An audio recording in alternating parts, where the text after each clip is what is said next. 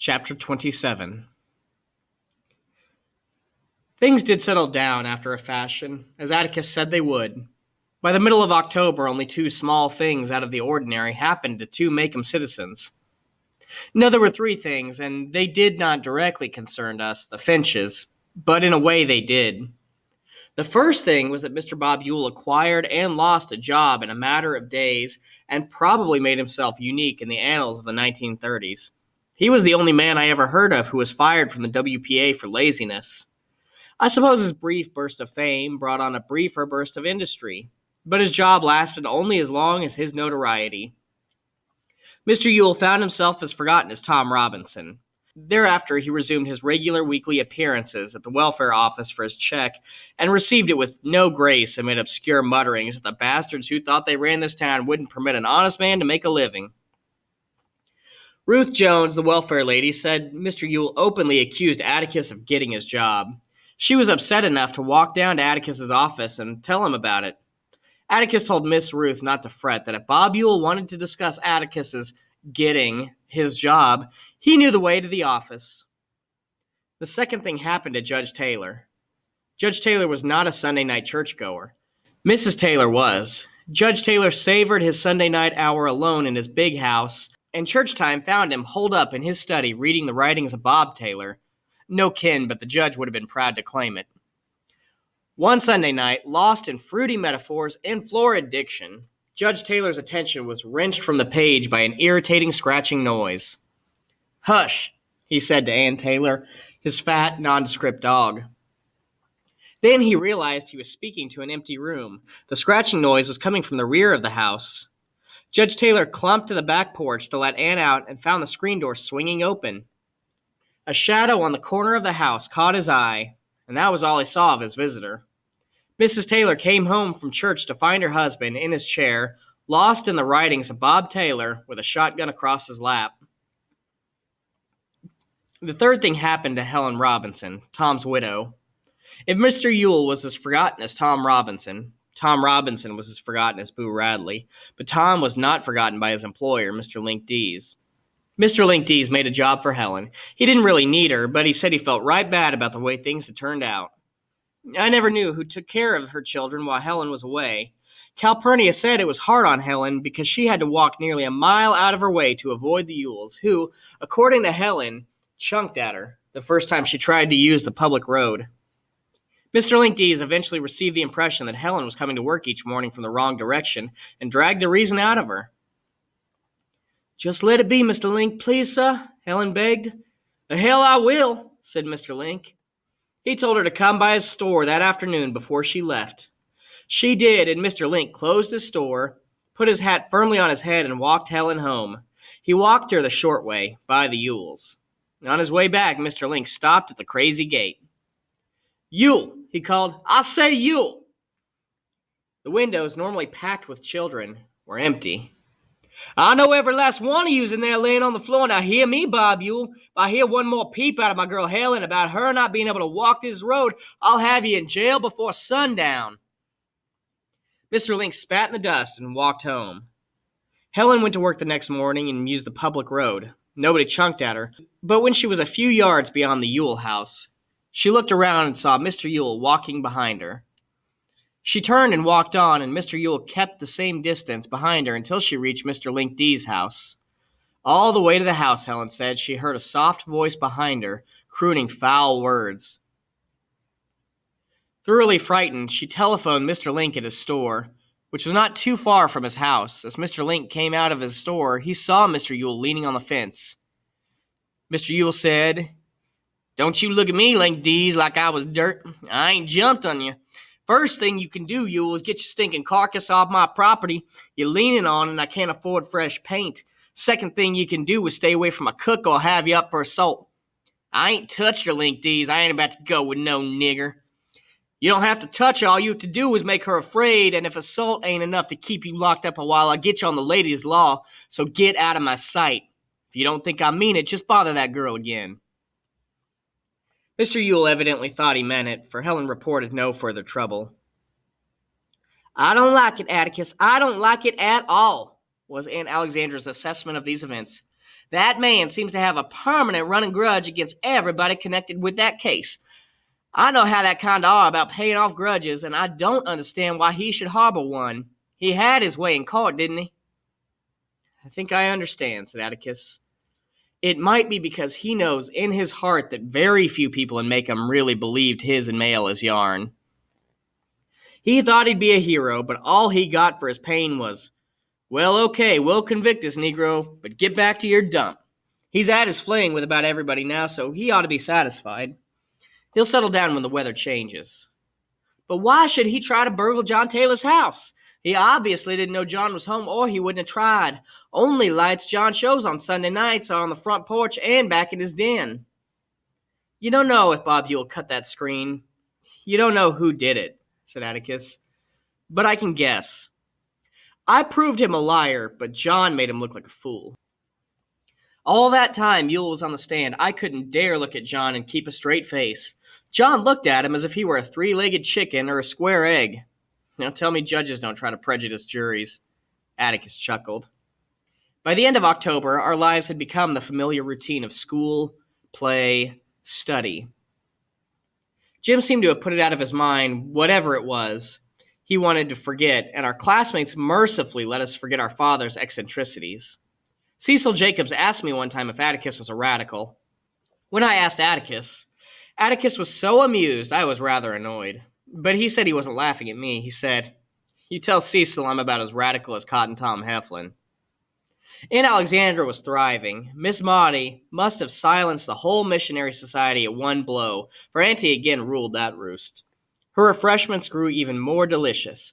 I learned more about the poor Maruna social life from listening to Mrs. Merriweather. They had so little sense of family that the whole tribe was one big family. A child had as many fathers as there were men in that community, as many mothers as there were women.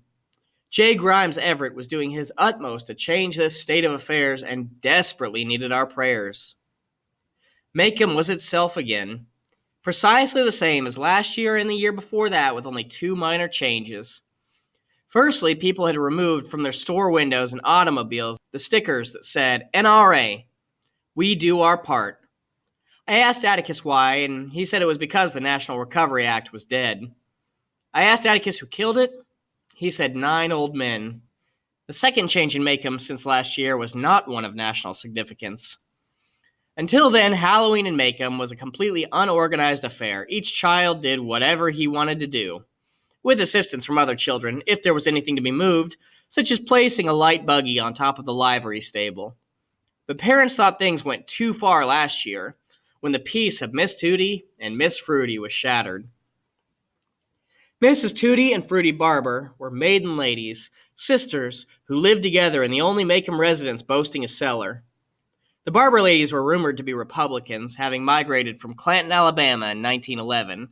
Their ways were strange to us, and why they wanted a cellar nobody knew, but they wanted one, and they dug one, and they spent the rest of their lives chasing generations of children out of it. Mrs. Tootie and Fruity, their names were Sarah and Frances, aside from their Yankee ways, were both deaf. Miss Tootie denied it and lived in a world of silence. But Miss Fruity, not about to miss anything, employed an ear trumpet so enormous that Jim declared it was a loudspeaker from one of those dog Victrolas. With these facts in mind and Halloween at hand, some wicked children had waited until the Mrs. Barber were thoroughly asleep, slipped into their living room, nobody but the Radleys locked up at night, stealthily made away with every stick of furniture therein, and hid it in the cellar. I deny having ever taken part in such a thing. "I heard 'em," was the cry that awoke Mrs. Barber's neighbors at dawn next morning. "Heard 'em drive a truck up to the door, stomped around like horses. They're in New Orleans by now." Miss Tootie was sure those traveling fur sellers who came through the town 2 days ago had purloined their furniture. "Dark they were," she said. "Syrians." Mr. Heck Tate was summoned. He surveyed the area and said he thought it was a local job. Miss Fruity said she'd know a Macomb voice anywhere, and there were no Macomb voices in that parlor last night. Rolling their R's all over her premises, they were. Nothing less than the bloodhounds must be used to locate their furniture. Miss Tootie insisted, so Mr. Tate was obliged to go 10 miles out the road, round up the county hounds, and put them on the trail. Mr. Tate started them off at the Mrs. Barber's front steps, but all they did was run around to the back of the house and howl at the cellar door. When Mr. Tate set them in motion 3 times, he finally guessed the truth. By noontime that day, there was not a barefooted child to be seen in Macomb, and nobody took off his shoes until the hounds were returned. So the Macomb ladies said things would be different this year. The high school auditorium would be open. There would be a pageant for the grown-ups, apple bobbing, taffy pulling, pinning the tail on the donkey for the children. Then there would also be a prize of 25 cents for the best Halloween costume created by the wearer. Jim and I both groaned. Not that we'd ever done anything, it was the principle of the thing. Jim considered himself too old for Halloween anyway. He said he wouldn't be caught anywhere near the high school at something like that. Oh well, I thought. Atticus would take me. I soon learned, however, that my services would be required on stage that evening. Mrs. Grace Merriweather had composed an original pageant entitled Macomb County Ad Astra Per Aspera, and I would be a ham. She thought it would be adorable if some of the children were costumed to represent the county's agricultural products. Cecil Jacobs would be dressed up to look like a cow.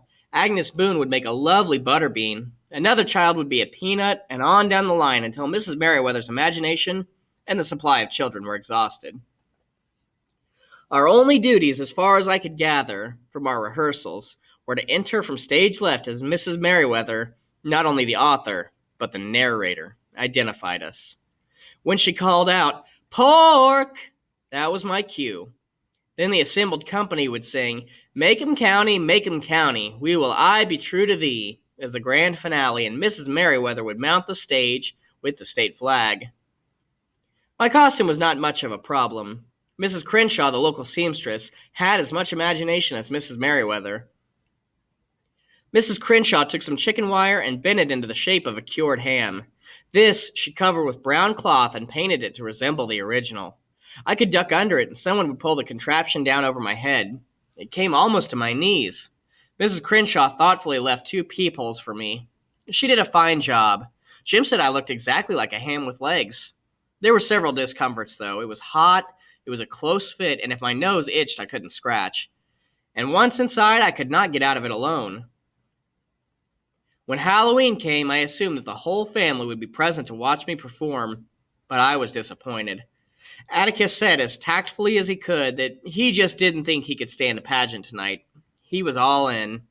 He had been in Montgomery for a week and had come home late that afternoon. He thought Jim might escort me if I asked him. Aunt Alexandra said that she just had to get to bed early. She'd been decorating the stage all afternoon and was worn out. She stopped short in the middle of her sentence. She closed her mouth, then opened it to say something, but no words came. "What's the matter, Auntie?" I asked. "Oh, nothing, she said. "Somebody just walked over my grave." She put away from her whatever it was that gave her a pinprick of apprehension and suggested that I give the family a preview in the living room. So Jim squeezed me into my costume, stood at the living room door, called out, "Pork," exactly as Miss Merriweather would have done, and I marched in. Atticus and Aunt Alexandra were delighted. I repeated my part for Calpurnia in the kitchen, and she said I was wonderful. I wanted to go across the street to show Miss Maudie, but Jim said she'd probably be at the pageant anyway. After that, it didn't matter whether they went or not. Jim said he would take me. Thus began our longest journey together. This is where we'll end chapter 27. We're going to take a look at the notes that we have for this chapter before we move on to chapter 8, which is one of the longest chapters in the book. So let's make sure that we get this so that we have everything we need for the next one. Chapter 27, there's not a whole lot of questions or notes. We might ask some kind of frivolous questions here. Was Scout actually involved in the burglaring of Mrs. Tootie and Fruity? And what did she mean at the end by this is the longest journey that they've had together? But if we don't have those, then that's all right. What we do want to make sure that we get is our vocabulary words. So we have the WPA, the Works Progress Administration, an organization to create jobs to alleviate the Great Depression. Notoriety, to be famous for bad deeds, which definitely fits Bob Ewell. Florid, excessively intricate. The Ladies' Law, which is a law against swearing in front of a lady. A livery stable, which is a place where horses are hired out. If you needed a horse but didn't have your own, you could essentially rent a horse from a livery stable. And purloin, which is to steal. And we also have our key events. So Bob Ewell got a job and got fired. Someone tried to break into Judge Taylor's house. The Ewells harassed Tom's wife until Link Dees called them out. Because of too many Halloween pranks, a Halloween festival is organized at the school. Scout has to dress up as a ham for a school pageant. Atticus and Aunt Alexandra aren't going to go watch. And that Jim agrees to take Scout. So this sets the stage for the finale of our story. We'll move on next time with chapter 28 in To Kill a Mockingbird. We'll see you then.